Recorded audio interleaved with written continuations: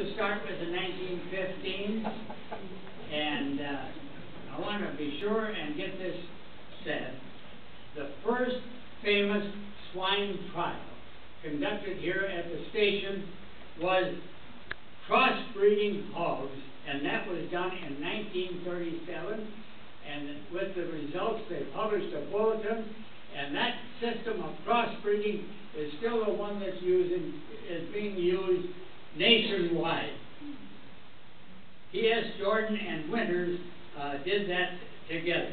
There were some serious health problems in hogs. Hog cholera was one.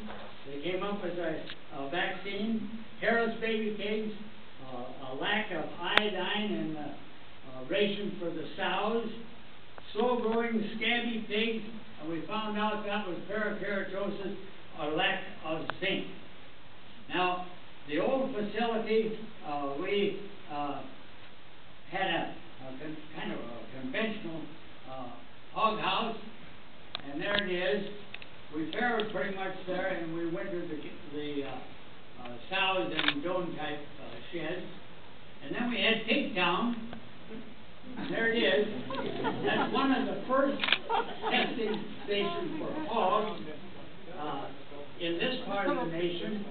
And each litter had its own shed, its own pasture, and its own feeder. And we had a lot of interest in those tested boards.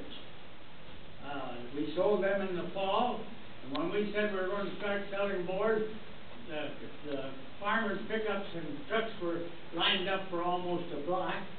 And we sold 2 truckloads, one to Illinois and one to Indiana. And so they were interested enough to show up for that. Then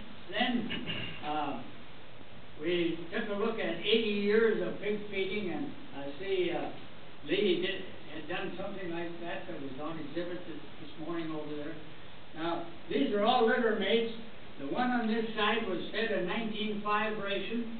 It took $43 to put 100 pounds of weight on pigs fed that way. The one in the middle was fed a ration for 1945 ration, and that was corn and meat scraps and mineral.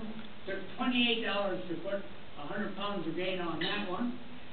The one fed the 1985 ration in the distance there, it took $18 to put the gain on that one. Then we moved across the river over here in about 1970, and you saw some of those houses over here, farrowing, finishing, and a breeding shed, and they worked out just great for our nutrition